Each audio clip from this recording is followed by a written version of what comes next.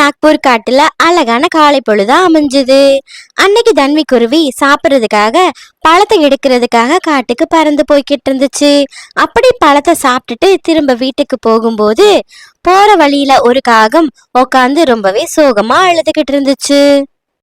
அப்படி அழுதுகிட்டு இருந்த காகத்தை பார்த்த தன்வி குருவி பறந்துகிட்டு இருந்த திசையை நோக்கி போகாம கீழே இறங்கி வந்தது. காகம் அண்ணா, உங்களை இதுக்கு முன்னாடி நான் பார்த்ததே இல்லையே. எதுக்காக இங்க உட்காந்து அழுதுகிட்டு இருக்கீங்க?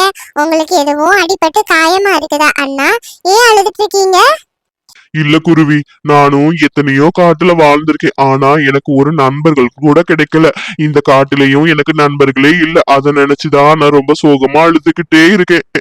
ஐயோ காகம் அண்ணா, இதுக்கு போய் யாராவது அழுவாங்களா? இனிமே நான் உங்களுக்கு ஒரு நல்ல நண்பனா இருப்பேன். நீங்க வாங்க, என் கூட தங்க விருப்பம் இருந்தா என் கூட தங்கிக்கோங்க. இந்த காட்டுலயே நாம ஒன்னா சேர்ந்து வாழலாம். குருவி, நீ ரொம்ப நல்ல குருவியா இருக்க. நீ செஞ்ச உதவிய நான் எப்பவுமே மறக்க மாட்டேன். எனக்கு ஒரு நல்ல நண்பன் கிடைச்சதை நினைச்சு நான் ரொம்பவே சந்தோஷப்படுறேன் இந்த காட்டுல. அப்படி பேசிக்கிட்டு ரெண்டு பறவைகளுமே வீட்டை நோக்கி வேகமா பறந்து போனாங்க. அப்படியே ரெண்டு பறவைகளுமே தன்வியோட வீட்டுக்கு வந்தாங்க. தன்வியோட வீடு பாக்குறதுக்கு அவ்வளவு அழகா இருந்துச்சு. காகமண்ணா, இனி இதுதான் நம்மளோட வீடு. நீங்க விரும்புற வரைக்கும் எத்தனை நாள் வேணும்னாலும் இந்த வீட்டுல சந்தோஷமாவே இருக்கலாம். அப்படி ரெண்டு பறவைகளுமே சேர்ந்து இருந்து ரொம்ப நாட்கள் கலந்து போக ஆரம்பிச்சது. ஒரு நாள் தன்வி குருவி தன்னோட பழைய நண்பனான புறா நண்பனை பாக்குறதுக்காக போயிருந்துச்சு. வா தன்வி குருவி, உன்னை பார்த்தே ரொம்ப நாளான மாதிரி இருக்குது. அந்த காகம் வந்ததுல இருந்தே நீ இந்த பக்கம் வர்றதே இல்லையே.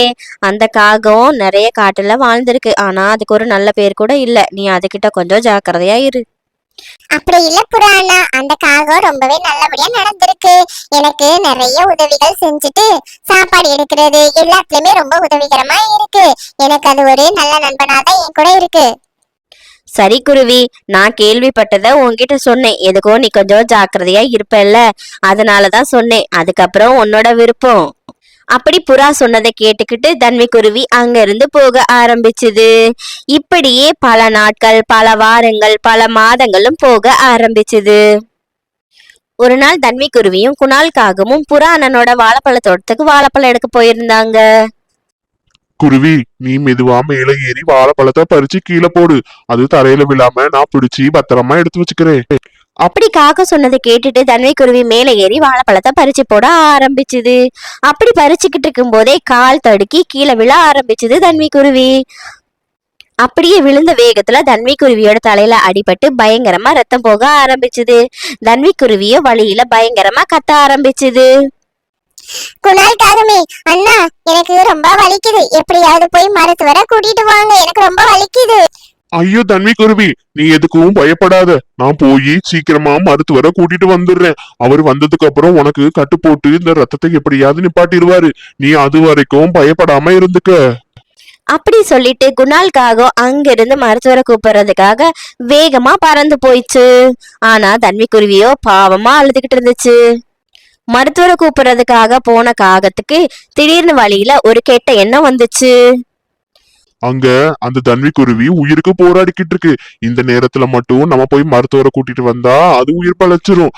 நம்ம போகாம இருந்தா அதோட வீடு, பணம், நகை எல்லாமே எனக்கு தான் சொந்தம்.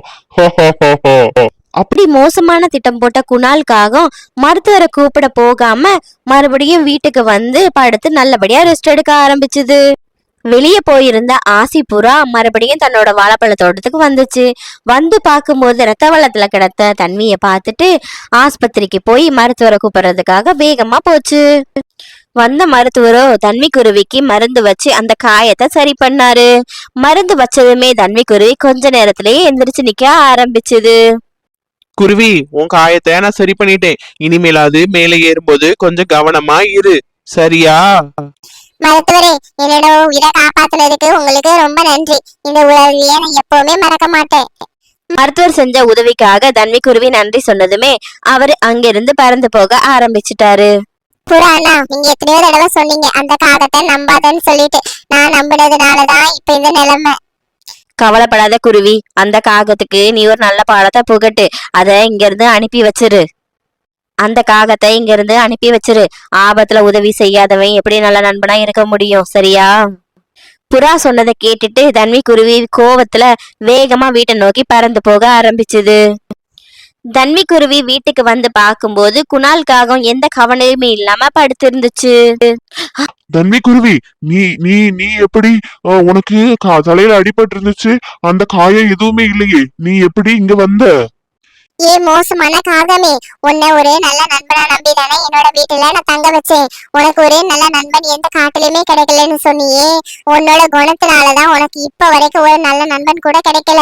நம்பினவங்களை ஏமாத்திட்டு தன்னோட சுயநலத்துக்காக வந்து இருக்கிறவங்களுக்கு எப்படி ஒரு நல்ல நண்பன் கிடைப்பான்?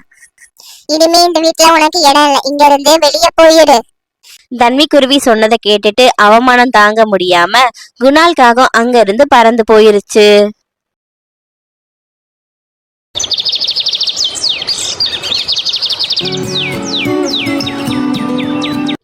தன்வி குருவியும் வர்ணி குருவியும் சகோதரிகள் 2 பேரும் சேர்ந்து அன்னைக்கு காட்டுக்கு விளையாட போயிருந்தாங்க. வர்ணி, நாம சின்ன வயசுல இந்த காட்டுல விளையாடி இருக்கோம். இந்த காடு பார்க்க ரொம்ப அழகா இருக்குல்ல? ஆமா தண்ணி அக்கா, இந்த காடு நாம எத்தனை முறை பார்த்தாலும் புதுசா பாக்குற மாதிரியே இருக்கு. இந்த காடு எனக்கு ரொம்ப பிடிக்கும். அப்படி அந்த 2 பறவைகளும் பேசிக்கிட்டு இருக்கும்போது நம்ம குணால் காகம் அங்க வந்துச்சு. குணால் காகம் ரொம்பவே திமிரு பிடிச்சது. என்ன தன்வி, வர்ணி, இந்த காட்டுல என்ன பண்ணிக்கிட்டு இருக்கீங்க? தனியா இந்த காட்டுல திரிஞ்சீங்கன்னா உங்களை ஏதாச்சும் தூக்கிட்டு போயிட போகுது. பாக்குறதுக்கு எலி மாதிரி இருக்கீங்க. இங்க பாரு குணால், நீ தேவையில்லாம எங்க கிட்ட வம்பிழுக்காத. எங்களுக்கு இந்த காட்டுல வேலை இல்லைன்னா நீ மட்டும் இந்த காட்டுல என்ன வேலையா பாக்குற? நான் ஒன்னும் உங்களை மாதிரி சும்மா இந்த காட்டை சுத்தி வரல. பக்கத்து காட்டுல ஒரு சூப்பரான ஒரு பழம் இருந்துச்சு, அதை சாப்பிட்டுட்டு தான் வந்தேன். அந்த பழம் அவ்வளவு ருசியா இருக்குன்னு சொன்னா நீ சாப்பிட்டுட்டு மட்டும் வந்திருக்க மாட்டியே, நிறைய எடுத்துட்டு வேற வந்திருப்ப. ஆனா உன் கையில எந்த ஒரு பழமும் இல்லையே, இதை நாங்க எப்படி நம்புறது? சரி, நம்ம சாப்பிட்ட பழத்தை மத்தவங்களும் சாப்பிட்டுட்டு அதோட ருசியை அனுபவிக்கணும்னு நினைச்சுதான் நான் அந்த பழத்தை எடுத்துட்டு வரல. அதனாலதான் உங்களுக்கு அது இருக்க இடத்த மட்டும் சொல்லிக்கிட்டு இருக்கேன். உங்களுக்கு வேணான்னா போங்க. வர்ணி, குணால் பேச்ச நம்பாத, ஏதோ சூழ்ச்சி இருக்கிற மாதிரி இருக்கு. நீங்க பயப்படாதீங்க தன்வி அக்கா, எதுக்கும் நம்ம ஒரு வாட்டி போய் பார்த்துட்டோம்னா நமக்கு ருசியான பழங்கள் கிடைக்க வாய்ப்பு இருக்கு. அதனால நான் போய் பார்த்துட்டு வந்துடுறேன் அக்கா. அப்படி சொல்ல சொல்ல கேட்காம வர்ணி குருவி அந்த குணால் காகத்தோட போச்சு. அப்படி 2 குருவிகளும் பறந்து போய் கடைசியா அந்த பழம் இருக்கிற இடத்துக்கு போயிட்டாங்க. அந்த பழத்தை பாத்தீங்கன்னா ரொம்பவே சிவப்பா அழகா இருந்துச்சு. ஏ வர்ணி, இந்த பழம் தான் நான் சொன்ன பழம், ரொம்ப டேஸ்டா இருக்கும். ஐயோ குணால், இந்த பழத்தை பாக்குறதுக்கு ரொம்ப சிவப்பாவும் ரொம்பவே அழகாவும் இருக்குது. இதை நான் உடனே சாப்பிட போறேன். எனக்கு இப்பவே சாப்பிடணும் போல ரொம்ப ஆசையா இருக்கு. அப்படின்னு சொல்லிட்டு வர்ணி குருவி அந்த பழத்தை எடுத்து சாப்பிட ஆரம்பிச்சது. அது மிளகா பழம் அப்படின்றதுனால ரொம்பவே காரத்துல வர்ணி குருவி கத்தவே ஆரம்பிச்சிச்சு. அதால தாங்கவே முடியல. இப்படியே மறுநாள் பொழுது விடிய ஆரம்பிச்சுது. தன்வி குருவி வர்ணி குருவிய வா விளையாட போகலான்னு கூப்பிடும்போது அதால எந்திரிக்கவே முடியல. ஏன்னா அதுக்கு வாயெல்லாம் வெந்து உடம்பு சரியில்லாம போச்சு. வர்ணி, நான் நேத்தே உங்ககிட்ட சொன்னேன்ல, படிச்சு படிச்சு அந்த குணால் காகத்தோட போகாத, அது ரொம்ப மோசமான காகம் அப்படின்னு சொல்லிட்டு. இன்னைக்கு எவ்வளவு கஷ்டப்படுற. ஆமாக்கா, நீங்க அவ்வளவு சொன்னதுக்கு அப்புறமும் நான் அந்த பழத்து மேல உள்ள ஆசையில போயிட்டேன். இன்னைக்கு என்னோட வாயே வெந்து போச்சு. அந்த குணால் காகத்துக்கு நாம ஒரு நல்ல பாடத்தை கத்து கொடுக்கணும் அக்கா. காட்டுல 2 குருவிகளும் பேசிக்கிட்டு இருக்கத அந்த தேனி ராணி கேட்டுக்கிட்டு இருந்துச்சு. அந்த தேனி ராணி சொல்லுச்சு, குருவிகளே, நீங்க பேசினதை நான் கேட்டுக்கிட்டு தான் இருந்தேன். அந்த காகத்துக்கு நீங்களும் நானும் சேர்ந்து ஒரு நல்ல பாடத்தை கத்து கொடுக்கலாம். சரி ராணி, நீங்க எங்களுக்கு ஒரு முக்கியமான ஒரு உதவி செய்ய வேண்டியிருக்கு. அப்பதான் அந்த காகத்துக்கு நல்ல ஒரு புத்தி வரும். இந்த ஐடியாவை நம்ம செய்யலாம் அப்படின்னு 2 பேரும் சேர்ந்து ஒரு சூப்பரான ஒரு திட்டம் போட்டாங்க. வர்ணி, உனக்கு ஒரு விஷயம் தெரியுமா? பக்கத்து காட்டுல ஒரு மண்பானை இருக்கான். அத வெறும் மண்பானை யாருமே எடுக்கலையா. ஆனா அதுக்குள்ள நிறைய தங்கங்கள் வைரங்கள் இருக்கா. அதை எடுத்துட்டா போதும், நம்ம வாழ்க்கை செட்டில். ஐயோ தன்வி அக்கா, அமைதியா பேசுங்க. இந்த உண்மை உங்களுக்கு எனக்கு மட்டும் தெரியணும். அப்பதான் நாம 2 பேரும் போய் எடுக்க முடியும். வேற யாரு காதுலயுமே கேட்க கூடாது. முக்கியமா அந்த குணால் காகம் காதுல கேட்கவே கூடாது. அப்படி அவங்க பேசிக்கிட்டு இருக்கும்போது குணால் காகம் ஒட்டு கேட்டுட்டு தான் இருந்துச்சு. ஆனா அந்த காகம் கேக்குது அப்படின்னு தெரிஞ்சுக்கிட்டே தான் இந்த 2 குருவிகளுமே பேசிக்கிட்டு இருந்தாங்க. மோசமான எண்ணம் கொண்ட அந்த குணால் காகம் அந்த பானை இருக்கிற இடத்துக்கு போக ஆரம்பிச்சுது. அந்த பானை பார்க்கறதுக்கு மண்ணுல செஞ்சது ரொம்பவே அழகா இருந்துச்சு. ஏய் குருவிகளே, உங்களோட தங்க பானைய நான் பார்த்துட்டேன். இதுக்குள்ள இருக்க தங்க வைரம் வைடூரி எல்லாமே எனக்கு தான் சொந்தம். அப்படின்னு சொல்லிட்டு அந்த பானைய திறந்தது. ஆனா அந்த பானைக்குள்ள இருந்து வந்தது தேனீக்கள். அது அந்த குணால் காகத்தை கொட்ட ஆரம்பிச்சுது. ஐயோ வலிக்குதே, காப்பாத்துங்க காப்பாத்துங்க, என்ன காப்பாத்துங்க, இந்த கோட்லுவி கொட்டுதே.